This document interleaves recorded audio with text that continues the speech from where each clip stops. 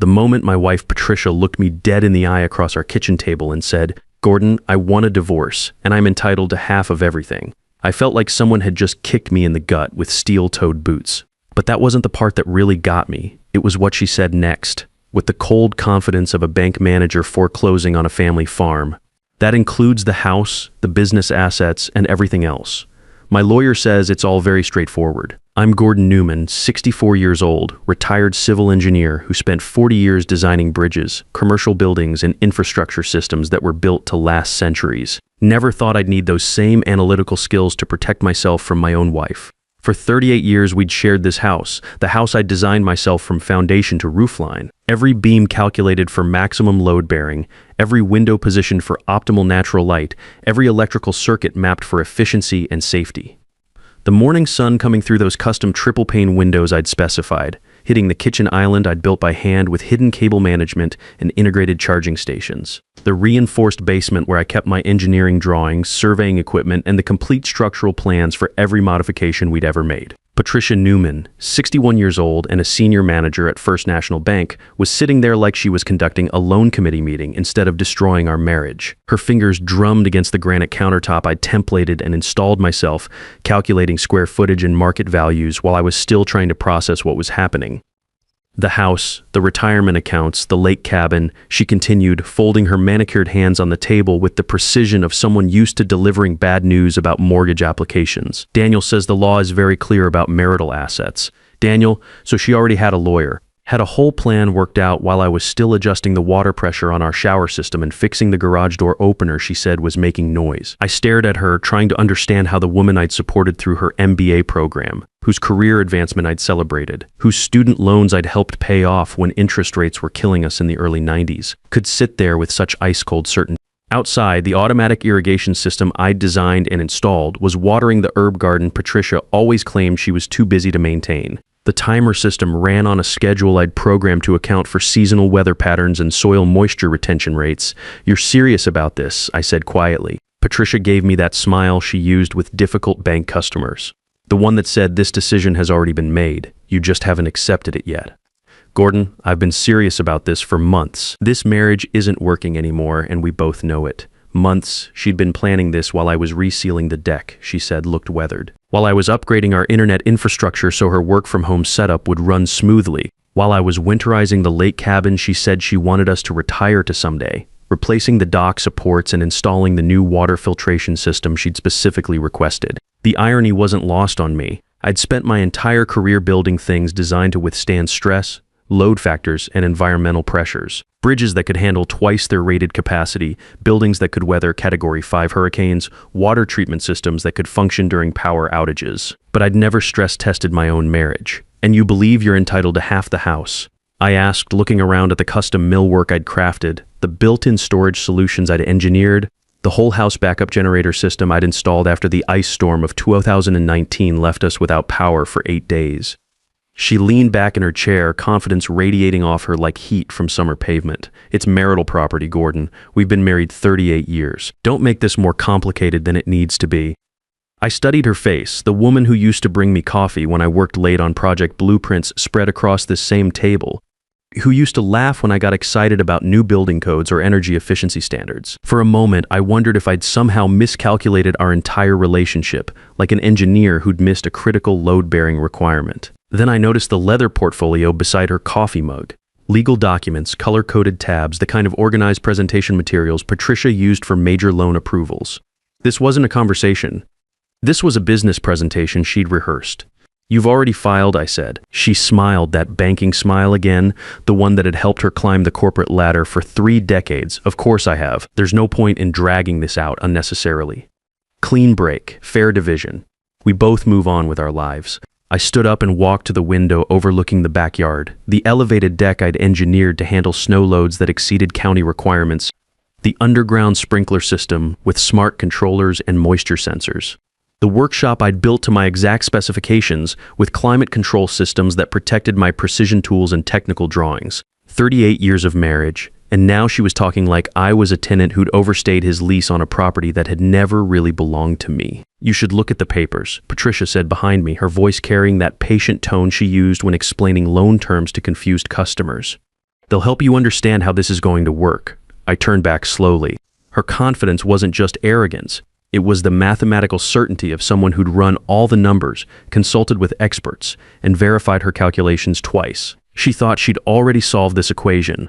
What Patricia didn't know, what she'd never bothered to pay attention to during all those evenings when I worked on boring paperwork at the kitchen table, was that engineers don't just design structures to be strong. We design them to be protected against every conceivable failure mode. And years ago, when Patricia's bank faced federal regulatory scrutiny and I realized how easily financial institutions could drag down innocent parties, I'd made some very quiet, very careful decisions about protecting our most important assets. But Patricia had never asked about the specifics of those protection strategies. Patricia had never wondered why certain legal documents required her signature. And Patricia had never imagined that the methodical man sitting across from her might understand more about asset protection than she did. Patricia, I said calmly, you might want to be very careful about what you think you're entitled to. Her smile faltered just for a second. In that tiny moment of uncertainty, I realized something important. My wife had spent months preparing to take half of everything I'd worked 40 years to build. But she'd never prepared for the possibility that the house wasn't actually available for her to take. The next morning, Patricia acted like she was already running the place. She came into the kitchen wearing that navy blazer she put on when she wanted to look like she was in complete control, the kind of outfit that made bank customers assume she knew exactly what she was talking about, even when she was about to foreclose on their family phone. She poured herself coffee and opened her laptop like she was setting up a mobile branch office at our kitchen table. The same table where I'd spread engineering drawings for weekend projects, where we'd celebrated promotions and argued over household budgets, where we'd once spent an entire evening assembling a complicated spice rack I'd bought at a craft fair because Patricia said it would help organize her cooking supplies. She never did use it much. Morning, I said, buttering my toast while watching her establish her temporary command center. She nodded without looking up from her screen. I'll be working from home today. The realtor is coming by at 2 p.m. to do a preliminary market assessment. A realtor. So that was step 2 in her strategic plan. I'd spent 40 years managing complex construction projects, and I recognized efficient project management when I saw it. Patricia was treating our divorce like a corporate restructuring, complete with timeline milestones and deliverable targets. Kind of early to be getting the house appraised, isn't it?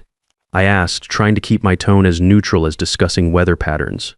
Patricia finally looked at me, her expression carrying that patient authority she used with customers who didn't understand compound interest calculations. Daniel suggested we get current market values for all major assets. It makes the property division process more efficient and reduces potential disputes. Property division process.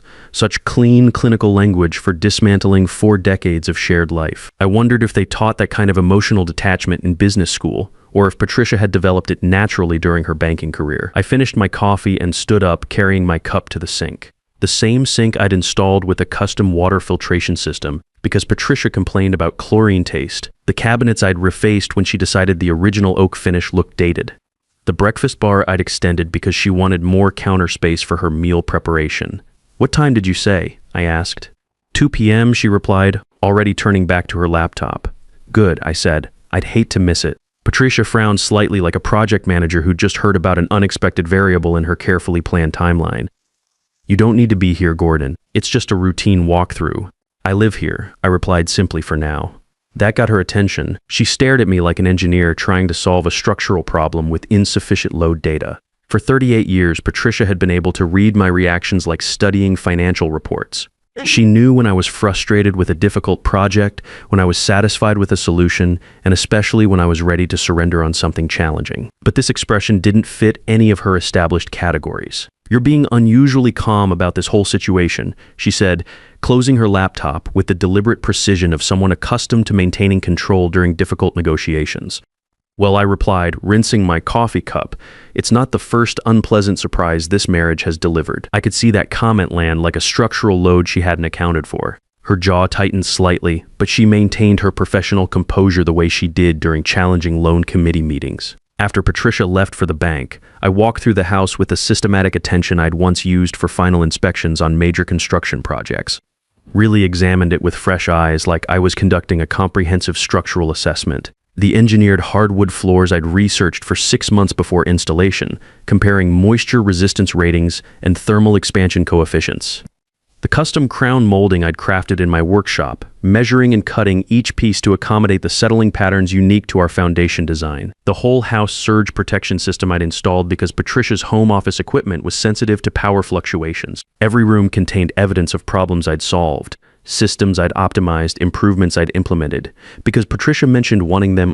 4 decades of weekend projects and evening consultations, turning a house into exactly what she said she wanted our home to become. I went to my office and opened the fireproof filing cabinet in the corner, the same cabinet where I kept backup copies of all structural plans, warranty documentation, and permit records for every modification we'd made to the property. Inside was a thick folder marked Asset Protection Documentation containing paperwork Patricia had signed during what she'd called that boring legal stuff 8 years ago. The documents were exactly where I'd filed them, with Patricia's signature on every page that required spousal consent. Clean, clear, legally binding signatures she'd provided while focusing on the banking crisis that was threatening her career advancement prospects. At exactly 2 p.m., a black SUV pulled into our driveway like clockwork. I watched from the living room window as a woman in a tan coat stepped out, carrying the standard realtor toolkit of tablet computer, measuring tape, and the practiced eye of someone who spent her days converting family memories into market valuations. She looked to be in her 40s, with the efficient movement patterns of a professional who'd conducted hundreds of these assessments, reducing decades of homeowner investment into comparable square footage in current market trends. I opened the front door before she had a chance to ring the bell. "Good afternoon," I said, with the courteous professionalism I'd learned during years of dealing with building inspectors and city planning officials. "I'm Gordon Newman." She looked slightly surprised, like a contractor who'd expected to meet only the general manager but encountered the project engineer instead. Oh, hello. "I'm Diane Foster with Premier Properties. I'm here to meet with Patricia Newman about a property assessment." "Please come in," I said, stepping aside with the measured courtesy of someone who understood the importance of maintaining professional relationships. "Patricia should be here shortly." Diane stepped inside and immediately began the systematic visual inspection that real estate professionals conduct instinctively, examining wall conditions, ceiling height, natural light exposure, general maintenance status. Her trained eye was cataloging improvements and calculating square footage even as we spoke. "This is a beautiful home," she said, with the automatic politeness of someone accustomed to delivering both good and devastating news about property values. "Thank you," I replied. "I designed most of the structural modifications myself." The courthouse smelled like old wood polish and decades of broken promises. I noticed it the moment Clarence Peterson and I walked through the metal detectors that Monday morning. The air had that heavy institutional weight that places acquire after witnessing too many people learning things they'd rather not know about their own lives. Patricia was already there with Daniel Bradley, her divorce attorney. He looked exactly like what central casting would order for a successful lawyer: tall, expensive charcoal suit, Italian leather briefcase. The kind of polished confidence that comes from winning cases where people had more money than legal sense. When Patricia saw me approaching, she managed that banking smile, but I could see the strain around the edges. 3 sleepless nights of wondering what I might know had left their mark on her usually flawless professional composure. "Gordon," she said as we approached the defendant's table, her voice carrying that carefully modulated tone she used during high-stakes loan negotiations. "Ready to get this resolved efficiently?" "I've been ready for months," I replied, noticing how she'd positioned herself slightly behind Daniel, like a general letting her field commander handle the tactical details while she observed from a strategic distance. Daniel Bradley stepped forward with his hand extended, all professional courtesy and practiced charm. "Mr. Newman, I'm Daniel Bradley. I represent Patricia's interests in this matter. I hope we can keep this straightforward and minimize any unnecessary complications." His handshake was firm, calculated, the kind of grip that had been refined through hundreds of client meetings and courtroom encounters. Everything about his demeanor suggested a man accustomed to getting favorable outcomes for clients who could afford his hourly rate.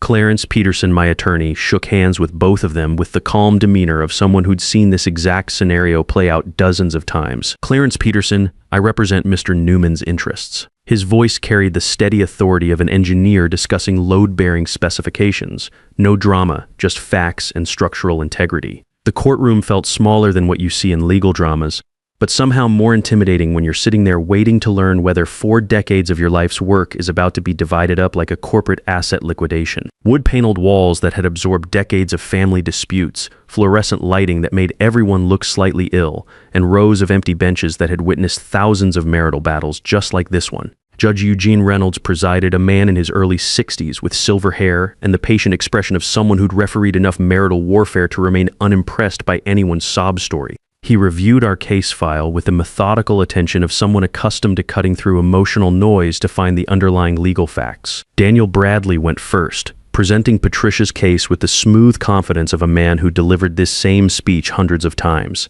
Marital property accumulated over 38 years of shared investment, equitable distribution under state law requiring fair division of jointly acquired assets. Mutual contribution to household maintenance and property appreciation through both financial investment and domestic labor. He spoke about our house like it was just another line item in a portfolio analysis, not the place where I'd spent countless weekends fine-tuning systems and solving structural challenges that would have stumped most professional contractors.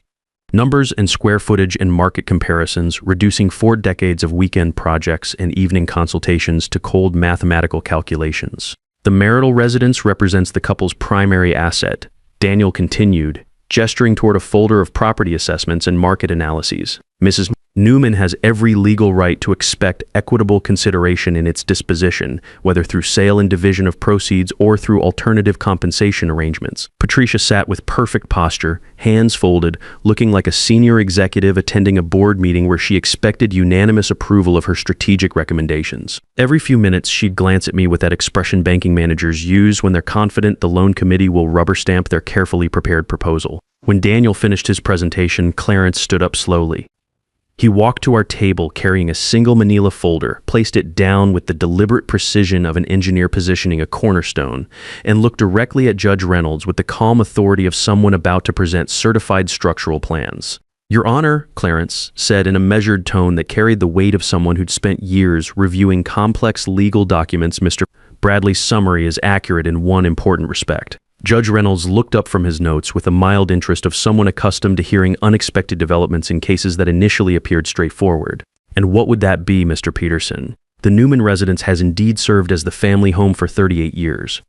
Clarence replied with the patient precision of someone explaining engineering specifications to a municipal planning committee. However, its legal ownership structure is considerably more complex than Mr. Bradley's presentation suggests. Patricia's confident smile faltered like a computer system encountering an unexpected error message. Her banking composure, which had remained steady through 3 decades of difficult negotiations, suddenly showed hairline cracks around the edges. Daniel frowned and leaned forward, suddenly looking less like a man delivering a routine closing argument and more like someone who just discovered a major miscalculation in his foundational assumptions. Clarence opened his folder and placed a document on the evidence table with the careful handling of someone presenting a blueprint for a critical infrastructure project. The paper was crisp, official, bearing multiple signatures and notary seals. This property was placed into a protective trust structure 8 years ago. Clarence continued with the methodical authority of someone explaining load-bearing requirements to a confused contractor, specifically designed to shield it from potential financial liability exposure during Mrs. Newman's banking institution's regulatory difficulties.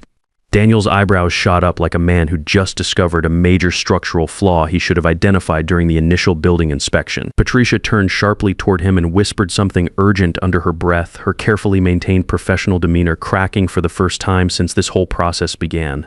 The documentation clearly shows, Clarence continued with the patient authority of someone explaining complex engineering principles to a municipal review board, that ownership and administrative control of the property were transferred under specific legal conditions designed to protect the asset from potential creditor claims, regulatory penalties, or financial judgments that might have impacted Mrs.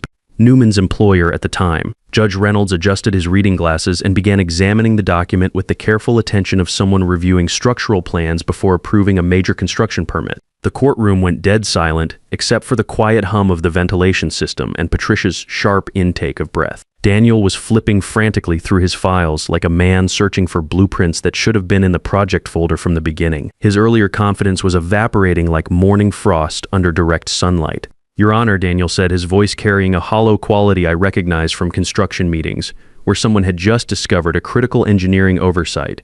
"This is the first time we've encountered this documentation." Patricia turned toward him with panic starting to replace her earlier confidence. "What do you mean the first time? How could you miss something this important during your asset review?" Judge Reynolds read the trust documents for what felt like an eternity, then looked up with the calm authority of someone who just verified that all the engineering calculations checked out perfectly. "Mr. Bradley," Judge Reynolds said in an even tone that carried the finality of a structural engineer signing off on completed blueprints, "were you aware of this trust arrangement when you filed your client's petition for asset division?" No, Your Honor, Daniel replied, his voice carrying the hollow quality of someone who just realized he'd been building his entire legal strategy on a foundation that didn't exist. This information was not disclosed during our preliminary asset review process. The judge turned toward Patricia with the patient attention of someone accustomed to getting complete answers to important questions. Mrs. Newman, do you recall signing these trust documents 8 years ago? Patricia opened her mouth, closed it, then opened it again like a computer system cycling through error messages. Her banking composure, which had carried her through 3 decades of difficult financial negotiations, was completely gone. Those were just liability protection papers, she stammered, her voice losing the confident authority that had made loan applicants trust her judgment for years. During the bank's regulatory troubles, I thought they were routine business protection measures. Did you read the documents before signing them? Judge Reynolds asked with the methodical precision of someone conducting a thorough engineering inspection. Silence stretched across the courtroom like a cable under maximum tensile stress. Patricia stared at the table like it might provide technical specifications for escape routes. Mrs. Newman? The judge prompted gently with the patience of someone who'd heard this exact scenario countless times before. I trusted that they were standard protection measures, she admitted quietly, her voice barely audible above the courtroom's ventilation system. Gordon handled all the technical details. I was dealing with federal auditors at the bank. Judge Reynolds nodded with the understanding of someone who'd seen the consequences of people signing documents they hadn't bothered to read. Mr. Peterson, could you explain the trust structure for the court's clarification? Clarence stood with the calm authority of someone presenting final engineering calculations. Your Honor, the Newman Family Residence Trust was established with Mr. Newman as the sole trustee, specifically designed to protect the property from potential liability exposure related to Mrs. Newman's employment in the banking industry during a period of significant regulatory scrutiny. Daniel rubbed his forehead like a man calculating load factors he should have considered months earlier. Your Honor, we request additional time to review this development and assess our client's remaining options. Of course, Judge Reynolds said with the professional courtesy of someone managing complex construction projects, but I should inform you that the language in these trust documents appears quite explicit regarding property ownership and control. Clarence placed another document on the evidence table with the precise handling of someone submitting final structural specifications. Your Honor, the trust agreement also contains specific provisions regarding any potential transfer or sale of the property, which are, the judge asked, adjusting his reading glasses like an engineer reviewing critical technical drawings. Any sale, transfer, or major modification of the property requires unanimous written consent of the trustee. Clarence replied with the clarity of someone reading load-bearing specifications.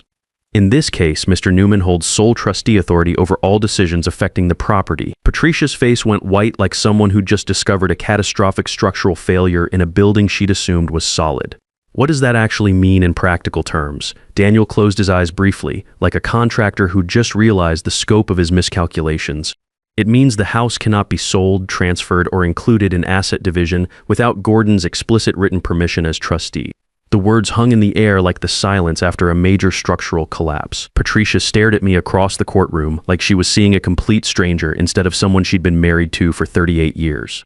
You planned this entire scenario, she said, her voice carrying a mixture of disbelief and grudging recognition. You actually outmaneuvered me. No, Patricia, I replied quietly, meeting her eyes with the steady gaze of someone who'd spent 4 decades solving complex engineering problems. I protected our home against potential financial liability. There's a significant difference between planning revenge and implementing proper asset protection strategies. Judge Reynolds closed the folder with the finality of someone approving completed construction drawings. While this development certainly changes the scope of our discussion regarding divisible marital assets, Patricia turned back to Daniel with the desperate look of someone whose carefully calculated project had just encountered an insurmountable engineering obstacle. So what happens now? What are my actual options? Daniel loosened his tie slightly, like a contractor adjusting to unexpected working conditions. Now we reassess the remaining assets and determine what can actually be divided under the existing legal framework. Judge Reynolds looked at both attorneys with the authoritative patience of someone managing a complex municipal project. Gentlemen, I suggest you take adequate time to review all relevant documentation before we proceed with any further asset division proceedings. This court cannot divide property that isn't legally structured as divisible marital assets. As we filed out of the courtroom, Patricia walked past me without making eye contact, but I heard her whisper to Daniel with the hollow tone of someone whose project timeline had just been completely destroyed.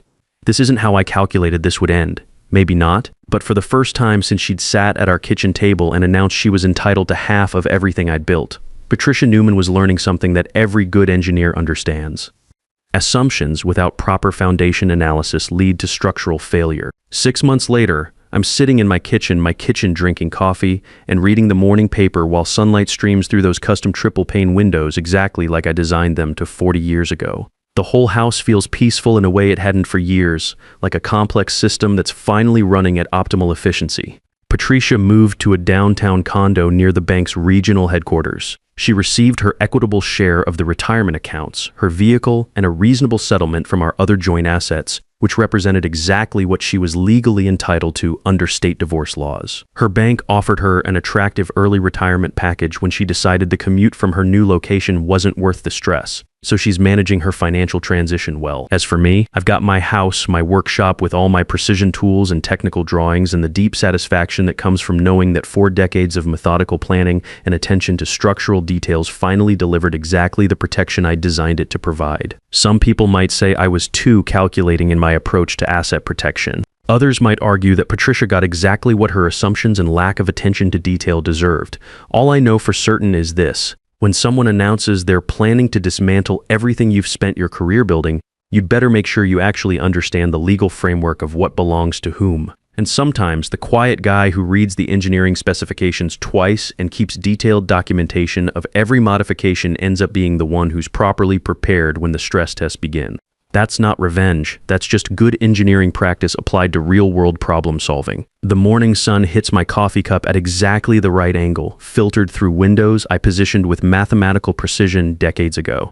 Everything in this house works exactly like I designed it to, including the legal protections I built into its very foundation. Some structures are engineered to last, and some people finally learn to appreciate good engineering when it's too late to change the blueprints. In life, just like in engineering, the difference between success and failure isn't luck. It's the difference between people who prepare for every scenario and people who assume nothing will ever go wrong. 40 years taught me that the most dangerous words in any relationship are "I trust you'll handle the details," because the person who reads the fine print is usually the one who survives when everything falls apart.